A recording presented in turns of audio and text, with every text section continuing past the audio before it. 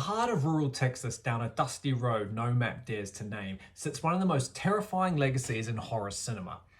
What began in 1974 as a low-budget nightmare filmed under brutal heat and real animal bones evolved into one of the most controversial, influential, and gruesome franchises in horror history. From the gritty realism of Tobe Hooper's original classic Chainsaw Massacre to Hollywood remakes, reboots, sequels, prequels, and reimaginings, each film has carved its own mark in horror. Some terrified audiences, some divided fans, and let's be honest, there are some out there that we will try to forget that they exist. Today, we're going to dive deep into every Texas Chainsaw Massacre movie. The good, the bad, the bloody, and just straight up the bizarre. We'll talk behind the scenes, chaos, timeline, confusions, shocking endings, and of course, the iconic Leatherface. This is a complete retrospective of the Texas Chainsaw Massacre. So let's get into it, because things are about to get loud.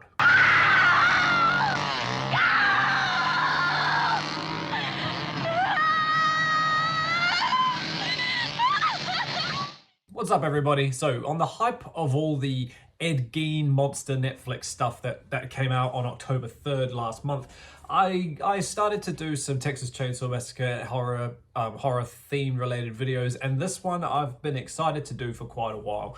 I went to the effort, I think it was a year ago, last Halloween 2024's. I wanted to do a video ranking all the Texas Chainsaw Massacre films, but having a new child and constantly taking up a lot of time, that takes a lot of energy to do. Thankfully, I was able to do it this year. There are 9 Texas Chainsaw Massacre films, which I didn't know, spanning over the last 50 years. The first one being from 1974, obviously the cult classic, to the most recent Netflix adaptation from 2022 of literally the exact same name. So rather than doing a ranking style video where we go 9 is the worst, 1 is the best, I thought it'd be more fun to do like, a retrospective angle, tackling it through each film and then giving you my opinions and rankings, throughout the thing. So without further ado, let me know down below which your favorite Chainsaw Massacre film is. Are you an OG fan and you can't go past the original, or are you much more of a fan of the remakes and the reboots that came later in life? So yeah, like I said, there's 9 to get through, so let's just get straight into it with the one that obviously did it first, 1974's The Texas Chainsaw Massacre. As just mentioned before, the Texas Chainsaw Massacre came out in 1974 and was released on October 12th, I'm pretty sure, if I remember rightly. October 11, wow, one day off. October 11, 1974. It is one of the more well known for having one of the least amount of productions ever. It was $140,000 it cost to make, and in the grand scheme of what everything was going on, that's quite a low budget. In terms of horror and gore and stuff, this one, because of how old it is, you have to admit, this one isn't the most gruesome film, at least, in this day and age. Let's just get that out there. Obviously, I'm not 50 years old. I did not see this film in 1974. So when I first saw it, you have to, at the age, how old was I? I was like 16, 17. Had to come to grips with the fact that it's not genuinely a scary film. Do you know what I mean? Like, because of the stuff that I had watched prior to it, unfortunately. But obviously growing up, you learn the history, you learn the story, and you realize how old it is and what it did for horror and all the rest of it. And you learn that this is actually one of the greatest horror films of all time. Obviously, this film comes in at the #1 spot for the Chainsaw Massacre ranking. It's the OG, it's iconic, it's bizarre, it's a hard watch when you actually study it to watch. It's filmed in a way that just makes it feel like you're watching a home video, with the bright desert sun and the sweatiness of the van, the dirtiness of the house, and that's even before we've witnessed the fantastic dinner scene with old Sally Hardesty being absolutely tortured and terrorized at dinner time before she breaks out the window and runs away. Leatherface himself is this massive beast of a butcher. He picks up the other girl whose name I forget right now, and without any struggle whatsoever, and puts her on a meat hook, where she sits there and Pam, that's her name, where she sits there and dies, slowly or whatever. But in terms of like graphic makeup and actual Leatherface's face, like of what came later in the saga, it's quite basic. He's just a massive scary man with possibly, he doesn't say anything, he just screams. He's a bit troubled. You can tell that there's something weird about him by the dinner scene, if the fact that he wasn't running around with a chainsaw didn't already give that away. The dinner scene is pretty iconic, with dead grandpa in the mix, and you know, the hitchhiker makes another appearance from the start of the film, and just, yeah, it's all out an uneasy watch. While it's not graphic and might not be the most terrifyingly horror-like film, it's definitely the most iconic, and you'd be surprised to meet anyone who doesn't put this film at the top of the chart. So there's a bit of a break between the first and the second film. This one is the Texas Chainsaw Massacre 2. That's actually the name of it. It doesn't necessarily follow the story straight away. It's the funny thing with the Chainsaw Massacre films is they're not all a long on-flowing story. So like the Texas Chainsaw Massacre 2 and 3, while they might look like they followed, they might not be as followed like canon. Different characters change and other people turn up and different ones disappear, things like that. So you have to kind of take it with not a grain of salt, but like just don't expect ongoing themes throughout the saga. This one, I thought it was one of the weirder ones. It's probably not the best, weirdest one, but it's definitely in the bottom half. If you want to rank it out of 9, I've got this one down at number 7, the Texas Chainsaw Massacre 2 from 1986, because while it still follows the same vein as a Chainsaw Massacre film in terms of like Leatherface with a chainsaw and weird characters and, you know, that kind of thing, it steers away from the classic setup of sweaty house and dirty, grimy, bony things like that. Things, you know, it's still in Texas, obviously, and it's still in the same area, but this one is, it's just not so gritty, you could say. 14 years has passed, so I don't know if that's, you know, something that they put into the film to show that a lot of time has passed, but yeah, this one is a bit weird. There's a massive chase scene at the end between between Leatherface and the main character, whose name isn't in front of me right now. The only thing that kind of connects this film to the first one is the relation between Lieutenant Bode, also known as Lefty, who was a former Texas Ranger, and his uncle of Sally and Franklin, who were the victims from the first film. So that's where the connection is for them. So you could say that's canon and it follows the story. Leatherface is a bit like James Bond in a way where he doesn't really age, and it's kind of funny like that if you look at all the films and actually like the timelines where they all where they stamp and whatnot. But yeah, this film is just weird. There's a carnival chase scene at the end, and while there were some funny moments in it, like when Leatherface is attacking the radio show host and stuff like that, it's just a bit weird. That's all. That's the unfortunate thing with some of these Chainsaw Massacre films. We have Leatherface, who is one of the most iconic horror icons of all time. Unfortunately, half of his films aren't up to par with the other half. It's really like great and awful. Yeah, so by all means, if you're going to marathon them, chuck it in, but I'm not going to buy it. So yeah, Texas Chainsaw Massacre 2, 1986, I've got it down at number 7. Carrying on the saga, for 4 years later, we get Leatherface, the Texas Chainsaw Massacre 3. Now, up until the ranking, up until the retrospective idea, I had never seen this film, and I genuinely wasn't hoping for a lot with this film. It's a 1990 American slasher film, so I'm starting to think like, right, okay, slasher films are very, I won't say hit and miss, but they're kind of very predictable. You know, you meet the characters, they have an interaction, and then there's a chase scene for the last half an hour. So like, you know, you can kind of predict where this is going. This film, while it does follow that kind of angle being a slasher film, I was actually genuinely really surprised by this film. I thought it was actually really good. While there are some things in here that don't really make sense with the rest of the story, if you take it as a standalone film, it is genuinely quite good. What was awesome about it is Viggo Mortensen is in it. You know, Aragorn, obviously. He did a great job. At first, when we meet his character, he's portrayed as this innocent hitchhiker who's just looking for a ride. You know, again, there's always a hitchhiker-esque interaction in all of these films. You know, the first one with the iconic van scene. This one also, the two, are they high schoolers or are they a bit older? I think they're a bit older. Young adults will say, you know, they're driving from somewhere to somewhere else. they're driving very far. They've obviously got to go through Texas.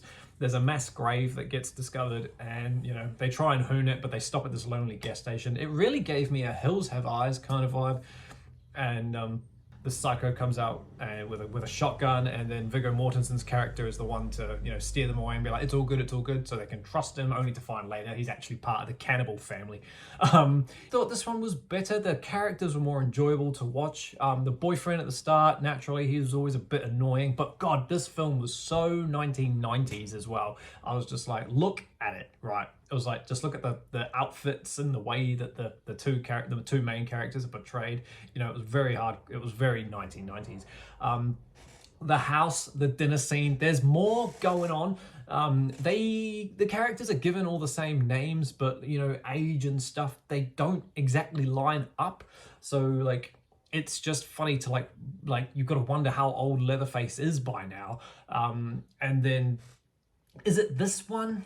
I don't think so. Yeah, no, because these are all sequels. There's no prequels yet.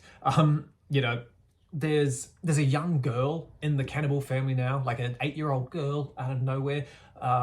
Jedediah, I think, which is that's the thing. Like I said, the names change. So Leatherface's name is Jedediah Sawyer, right? And then I'm pretty sure that's it. That's the name, Jedediah Sawyer, in these first couple of films. It's just a matter of like following because he changes in the prequels, which is very weird. But we'll get to that later. But yeah, this weird 8-year-old girl is part of the cannibal family, and is it Benny? I think Ken Foree. He was a great character. I really enjoyed watching him. It was a good film. I had this one chucked in at number 5, so it's kind of middle tier. Texas Chainsaw Massacre 3. I thought it was really, really good. If you haven't seen this one and you're in the mood for just like a casual slasher film with not too much going on, then I would highly recommend you get onto this one. So that's Chainsaw Massacre 3, Leatherface. Right, and then we go forward 5 more years. This one technically, it has 2 names. This one is The Return of the Texas Chainsaw Massacre, but I was introduced to it as Texas Chainsaw Massacre, The Next Generation. That I don't know where or why that happened. It just did. This film is, again, one of the weirder ones, and it's not dead last, but it is the one that comes up before dead last. This is number 8. This film is just, again, middle 90s, B-grade slasher film. It's not the best. The story is weird. We follow some kids after prom. There's some big names in here, though. Renee Zellweger's in it. She plays the star. And Matthew McConaughey is part of the cannibal family in this one. The only reason that this film doesn't go down the bottom is the fact that it follows the typical Chainsaw Massacre storyline in terms of, abandoned, lost kids. There is a hitchhiker scene, kind of, but not really the same. We have the kids walking down a dark street after a car accident, which I think was caused by the guy who picks them up, I think, if I remember rightly. So they interfere with this tow car guy, who is Matthew McConaughey's character. There's a woman involved. I don't know her name. Is that Tony Perinsky? I think. But there's an older woman who you think you could trust, but then later find out that she's part of the cannibal family as well. It's very, very weird. Everyone dies except that's another funny thing with these Chainsaw Massacre films as well. Not everyone escapes. So that's kind of like the law. I can't remember if Renee Zellweger dies. Maybe she didn't. Maybe she got away. But either way, everyone else dies. One thing I will praise this awful film on is Matthew McConaughey's acting and Matthew McConaughey's character. He's got this weird thing strapped to his leg, so it's like he's a robot, he's disabled, I'm not sure, but he's such a freak in this film that it just really made your hair stand up. And I suppose he was trying to channel yourself into being part of that weird cannibal family. He did it really, really well. So that's like one of the only few praises I can give this weird film. I don't like Leatherface in this film. I don't like how insecure he is, how confused, how feminine he is. Like, obviously, if you take it literally, Leatherface being inspired by Ed Gein with the whole mother problem thing, like, to watch Leatherface chase Renee Zellweger down a street wearing a nightdress and makeup, it took away my love for the Leatherface when I first saw this film. I saw this film years years ago. So that's why that was weird for me. Leatherface is this scary beast of a man. He shouldn't wear makeup and all that stuff. But apparently I've seen theories where it's like there's 3 types of Leatherface because of split personalities and whatnot. But that's a whole nother story. Yeah, the Return of the Chainsaw Massacre, also known as Next Generation, number 8 is pretty awful. I'm not going to recommend it.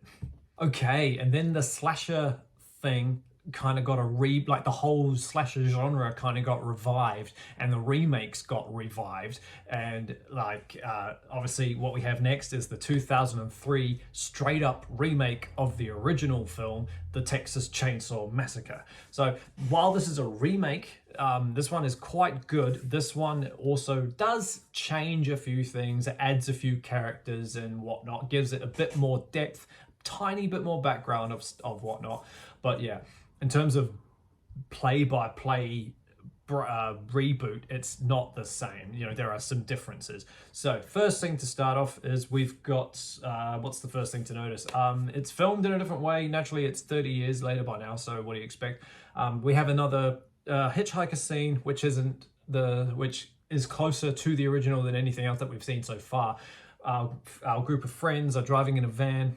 They're on their way to a Lynyrd Skynyrd show in the 70s, and they pick up a lonely girl who's walking on the side of the road, and she blows her head off in their van, and that's just the start of all their problems. I remember seeing this one years ago, and I thought, this is the Leatherface that I love and want. Do you know what I mean? When you hear the words Leatherface, this is the one that you think of, because it's just insane. So August 18, 1973, that's obviously the iconic date surrounding the Chainsaw Massacre films. There's a lot of little tie-ins to that date. It's very important. We've got Erin Hardesty.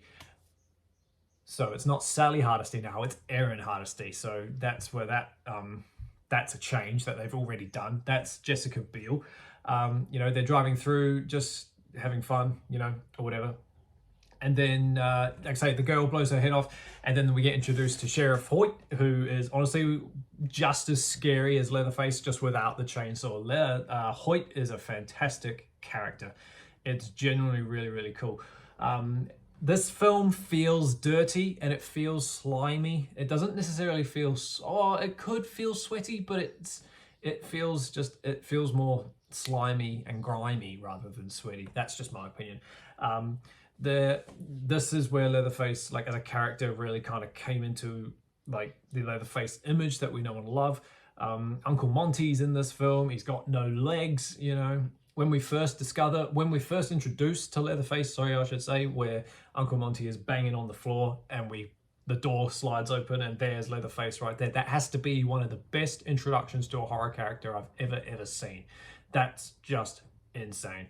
His chainsaw is 6 feet long. He's 6 feet tall and he's monstrous, right? He's like Yngwie Malmsteen, but in serial killer form. Slasher film follows the particular storyline, right? You have a group of friends, something bad happens, i.e. the girl dying, and then they find the house. The group gets separated, you know, half go to the house, half stay at the car. Hoyt has one half and Erin's at the other house. Erin's at the house with a other friend. I can't remember the name, but I can see his face. So different stories of friends being attacked and, you know, whatnot. Again, this is the thing with Leatherface. Leatherface never dies. No matter what happens to him, he never ever dies. He's like a cartoon character. He'll get shot, he'll get stabbed, he'll get cut, and yet he shows no injury. I think Erin really hacks at him. Yeah, she attacks him with a meat cleaver and she severs his right arm. So you think that would be enough to kill him, but it doesn't. So yeah, very, very weird. Things like that, you just can't take it seriously. But yeah, in terms of remakes and whatnot, this one is good. It's really, really cool. In terms of the, by following the remakes with the whole camera roll thing at the start and at the end, I do think that's done quite well. You know, it kind of makes it feel like it's true. I used to think these films were true when I was younger, and I just thought it was insane, you know. It's pretty cool. Yeah, it's awesome. Erin runs over Hoyt at the end, so he dies, which is a shame. But then Leatherface appears in the road and slashes her car with a chainsaw, but Erin escapes. Yeah, so Erin does escape with a baby that she found. Yeah, don't worry about it. She's a hero. Yeah, it's a good film. Would recommend. I would chuck the Chainsaw Massacre remake from 2003 at number 4. Right, this is a film that I was obsessed with when I first watched it. Ladies and gentlemen, we get the Texas Chainsaw Massacre, The Beginning. So this is a prequel not too long before the 1970, sorry, this is a prequel to the 2003 edition. So it's not necessarily a prequel to 1974's, but it is a prequel to 2003's. What makes 2003's and 2006's little duo of films kind of cool and different for a start, I should say, they changed some names up. So he's no longer Jedediah. Okay, so there is a Jedediah, but he's now a little kid. He's a little kid in this film. He's like a little boy. He looks homeless. Leatherface's name is Thomas Hewitt. That's Leatherface's name. And so the Sawyer name is gone. So yeah, that's where I was getting confused when I was younger. It was very, very weird. But yeah, so this shows us Leatherface being born. He is born in a slaughterhouse. And then unfortunately he is discarded to a rubbish dump, later to be found by Luda May, who is Hoyt's, yeah, I think it's his mom. I think I could be wrong. But yeah, yeah, so then she raises him. He's got some face deformities. Obviously he's Leatherface, right? And then it jumps forward 30 years. So it jumps to the 70s, I think. Or the 50s. No, yeah, it jumps to the 50s. So it shows us being born in the 30s, and then it jumps to the 50s, where we meet our new bunch of friends. So we've got a group of 4 this time who aren't traveling to a London skinner show. These guys, we've got 2 bros and 2 girls. The 2 of them are being drafted off to the Vietnam War, which is kind of cool, gives it a bit more depth, and their girlfriends, I don't know where they're going. But yeah, straight away you could tell Hoyt's a bit different. We learn how he became sheriff and how that happened. He literally just, the town that they live in is just gone, it's just dying. Everyone's leaving, there's nothing there for it except these guys, the Hewitt family. They're proud and they hate bikers and hippies, which are taking over the little town. Not that there's anything to take over anyway, but like, yeah. Leatherface attacks the meatworks guy, and then the sheriff comes and gets Hoyt to take him away, or to take him to the crime, to be like, hey, can you help me, handle your decrepit kid, who's this absolute monster, obviously. Hoyt kills the sheriff, and then he assumes the identity of the sheriff. So that's how Hoyt became sheriff. Again, standard thing. It's not really a hitchhiker scene, but they do try and nearly get carjacked by a biker, our group of friends. Hoyt finds them, and again, they get separated. They run over a cow. They run over a cow, which gives them a wreck. But yeah, I'm not here to go play by play through the plot. This film is great. I love this film. I've got this one ranked all the way up at number 2. I think this one is awesome, from 2006.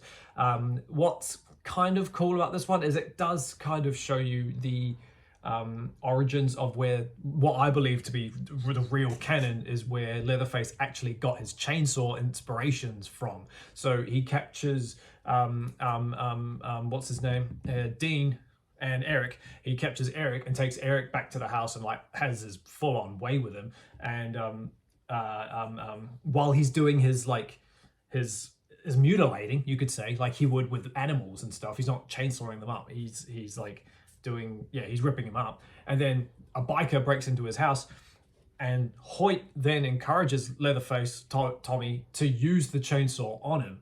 So that's like the first time Leatherface gets a taste of the chainsaw killing.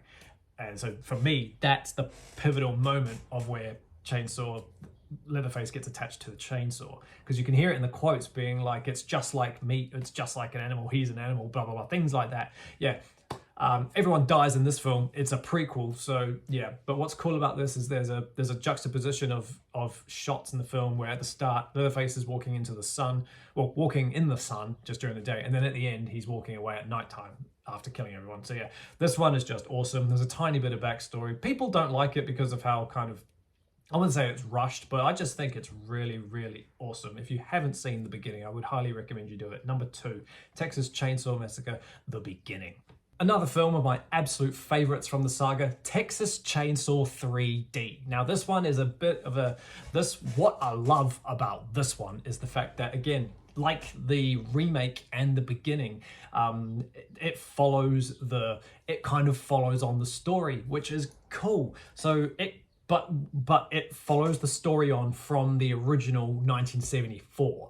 That's what makes it clever. It's this one steers away from your typical group of friends who have an altercation and then get separated and then a scary dinner scene. This one just kind of breaks apart all of that, in a way makes its own film whilst following a story. So don't let the 3D-ness put you off. Obviously, like 2013 this one came out, so it's obviously in the hype of all that 3D-ness, but still it's fine without it. It doesn't look dumb, you know, because it's in 2D even though it's supposed to be 3D. But yeah, what's cool about this one is the opening scene. Well, the opening credits are showing us scenes of the original 1974 film, and then once all that's over, it jumps to like immediately after Sally Hardesty running away.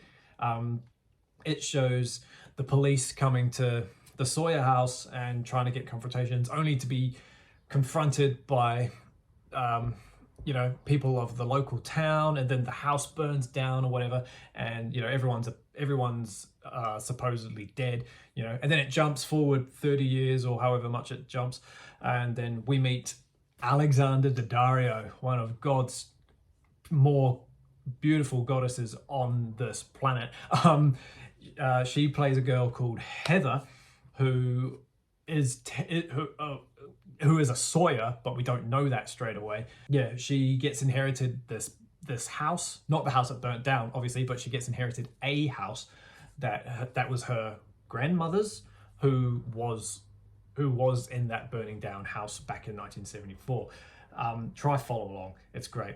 So she gets inherited a house, and then she gets in her friends, and she gets her friends in the van, and they drive off to this house. They have a little bit of a party, only to find that Leatherface is actually still living in that house. So now this is Jedediah. So now if you're following the story of the original, that must mean that Jedediah's name is from the original Chainsaw Massacre. But in the 2003-2006 remakes, Jedediah is a young little boy. So it's very, very, and that would make sense that Jedediah is the little boy in the 70s one, and then this is 30 years later, so Jedediah would be looking like this. It's just a bit confusing, but yeah, Jedediah is this Leatherface's name. And what's even more cool about this, I think, is the fact that the guy who plays Leatherface in this film is Gunnar Hansen, who played Leatherface in the original Chainsaw Massacre film. So it's just like, it's clever. It's really, really cool. I like it. Yeah. Heather doesn't die in the end of this one. She goes through a big rigmarole of discovering that she's a Sawyer, and then that they killed her family and corrupt cops and all the rest of it. It's very good. I highly recommend it. I've got this one up at number 3. It's that good. It ends in a way where she accepts that Leatherface is part of her family and he lives inside her house, you know, and it's good. I think it's great. I would highly, highly recommend you watch this one. It's so good. That's just Texas Chainsaw 3D. Bottom pick for this retrospective thing is the Texas Chainsaw Massacre film called Leatherface. This is from 2017, and this to me does not fit any sort of canon storyline ever. I see this as a cheap way to try to make a film to get money, like, I don't know, cash in on the idea, right? I got really excited when I saw the poster, and I was like, yo, a prequel to Leatherface, you know. It's kind of like, okay, we had the beginning kind of thing, maybe this is like a prequel into Leatherface's childhood, you know. And while it kind of is, it really doesn't need to exist. That's the way I'm seeing it. It doesn't need to exist because of how it just doesn't relate to anything that we've seen. So like, this film tries to tell you that Leatherface was in a mental institution, goes by the name of Bud, and you know, he's just an absolute monster and of a kid. Like, he's like a teenager, but yeah, they're all in a mental asylum, but there's a breakout and they all run away and they're on the run. And this film tries to tell you that this is where I think, if I remember rightly, this is the one where they try to tell you he first used the chainsaw, you know, to kill. And I don't believe that. I don't think that's right. It's just not right. I don't like it. So yeah, they've given him the name Jedediah, but because of like, you know, because of the mental home, he's given a new name and all that jazz. But yeah, I really don't like it. It's just not fun. Yeah, I don't recommend this one. I don't want to say too much about it. What's the only cool thing about this is, oh wait, no, sorry, there isn't anything cool. I'm thinking of the wrong film. Never mind. Yeah, just Leatherface, dead last. Don't watch it. And then the last one in our little saga is the Texas Chainsaw Massacre from 2022. This is a Netflix adaptation, so you can only imagine how good this one's going to be. This, to me, is the best of the worst, and I've got it at number 6. It's just a Netflix adaptation. They try to hook you in with some things to tie it to the original. You know, by the biggest thing. Okay, hang on. What's the story here? We've got some young kids who I can't even remember what they're doing. They bought a property in this little town, I'm pretty sure. It's still owned by a little old lady who I think is Verna. I'm not sure. No, her name's Ginny. Sorry. She's got papers that own the property, an argument breaks out and she dies. So yeah, but again, like Texas Chainsaw 3D, I think Leatherface still lives in that house, and of course it just goes up the fuck, right? It's just wild. They tried to pull on heartstrings by making the main character, was a survivor of school shootings and that she's terrified of guns and all that stuff. So yeah, just little things like that. What annoyed me about this film was the fact that they put in the actress and the character Sally Hardesty. Sally Hardesty's back in this film, and she plays a sheriff, and she's, you know, kind of like a Jamie Lee Curtis Halloween-esque thing. She's like, I've been looking for him for 50 years kind of thing, only to have her be killed in like no glorious way. Do you know what I mean? She just literally gets a chainsaw through the stomach or whatever and left to die. It's just like, yo, thanks for stopping by. You can get out of here now. Yeah, again, like most of these chainsaw films, Leatherface doesn't die. He kills everyone just when you think they get away. They don't. The last girl at the end gets decapitated.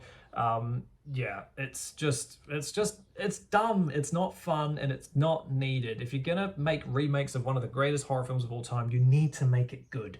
The beginning was good, and 3D was so good, in my opinion. By all means, watch it, but don't expect much. So yeah. Oh, real quick, did I rank this one? Yeah, this is the best of the worst. This one comes in at number 6. So yeah, there we are, team. There's my little take on our retrospective run through all the Texas Chainsaw Massacre films. If you've seen them all, go by all means down below and rank them with me in the comments section. We'll have a discussion as to why one's better than the other. But yeah, thanks for hanging out with me, team. I hope you enjoyed this. It took a while to make this video. If you enjoy little retrospective videos like this, please let me know, and I'll probably do some more later in the future. It was good fun to talk about one of the best horror franchises of all time. So yeah, keep an eye out for the next video. Keep an eye out for the next retrospective. If you like horror, if you like heavy metal, please chuck in a like, chuck in a subscribe, and you know, get the channel growing. It's all good fun. But yeah, take care, guys. Go watch a Chainsaw Massacre film, and I'll see you all in the next video. See you later.